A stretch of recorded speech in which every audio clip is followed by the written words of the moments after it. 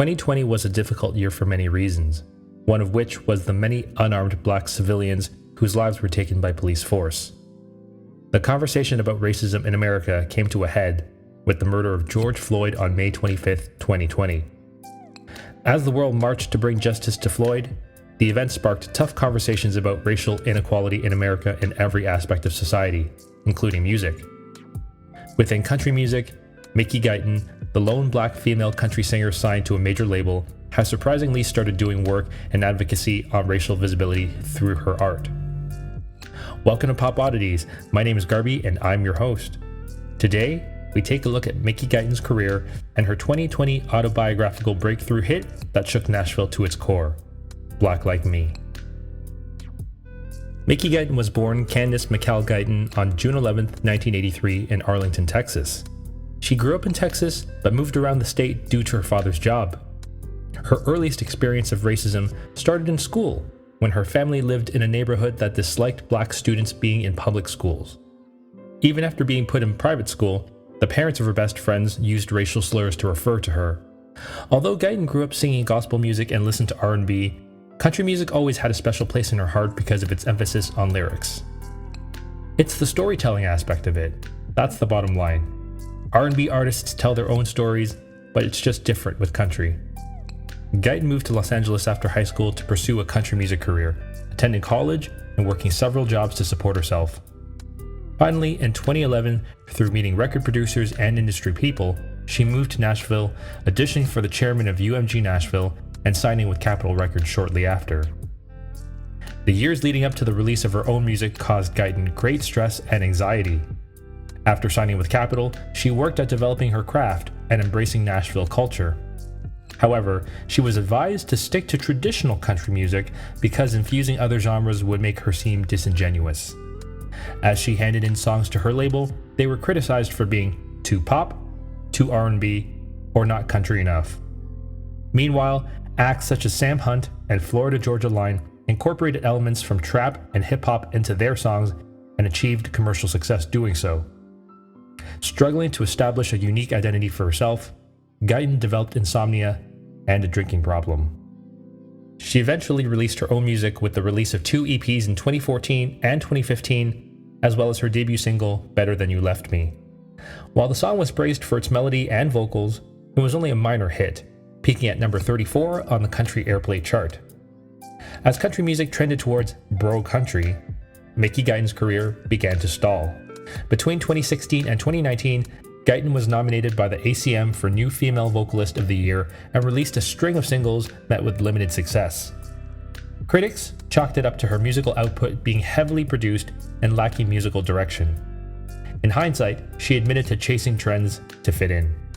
I was trying so hard to fit into the stereotype of what country music is that I forgot why I fell in love with country music. I was aimlessly writing songs and getting nowhere. I was trying to write that country hit that every label's looking for, that magical unicorn. Guyton considered quitting music, but an honest conversation with her husband served as the rude awakening she needed to reconsider her musical direction. "Why do you think that this isn't working for me?" And he said, "Because you're running away from everything that makes you different." It was a gut punch. I had to go through my whole time in Nashville, every song I was writing. I was writing other people's songs. I wasn't writing my songs. In early 2019, with a refreshed approach to writing, Guyton was inspired by a book she read in college, John Howard Griffin's Black Like Me, where Griffin, a white male, darkened his skin and traveled to the Jim Crow South in the late 1950s to experience life as a black man. Channeling personal experiences of being discriminated against as a black woman, Guyton wrote Black Like Me, challenging white people to take a walk in her shoes. After the song was written, the team was certain it would not go anywhere. Sure enough, when the song was turned in, her label needed time to digest it. A year passed. Nothing. The truth was that music insiders didn't want to release a song by a black woman speaking her truth about racism. They learned their lesson after the Chicks were ostracized for criticizing George W. Bush's invasion of Iraq in 2003, when country radio and fans both pulled away from the female trio. When the world protested for George Floyd, Guyton quietly uploaded a snippet of Black Like Me to her Instagram, dedicating the song to Floyd and other unarmed black people killed by the police. As public outrage reached a boiling point, the song resonated with masses of listeners. Spotify noticed the song and requested that Capitol Records release it as a single. Shortly after, Black Like Me was added to the top of their Hot Country playlist, with one critic calling it a 3.5-minute song that flipped the good old boy patriotism of country music on its side and forced listeners to consider a different perspective. Beyond the song's impressive 7 million streams, Black Like Me had a tangible human impact. After the song's release, Guyton's social media accounts were flooded with messages of joy, affirmation, and praise, thanking the singer for her courage. One critic believed that the song will be remembered as being pivotal to the evolution of country music.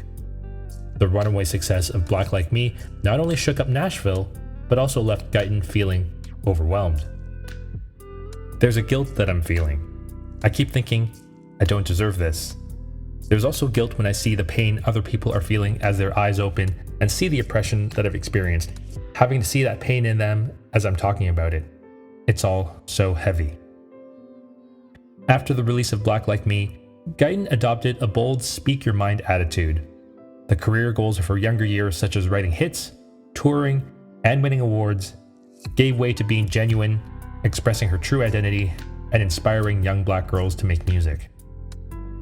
As long as I can spark conversation, that's really all that matters. All of this music was created from love, and that's what my message is. It's spreading truth and love. Harlan Howard described country music as being 3 chords and the truth. Being vulnerable with her honest, painful, and inspirational truth, Mickey Guyton enriched country music with a perspective that has gone unnoticed for too long. What Guyton has learned is that when you speak and write your truth, people will listen. And people are certainly listening to her. Hey there, thanks for watching. I hope you enjoyed the video. If you like the content, please don't forget to drop a like, or perhaps comment with your own thoughts, or better yet, subscribe to this channel for future updates. I really appreciate the time that you spent with me here today, and I hope to see you back very soon. Peace out.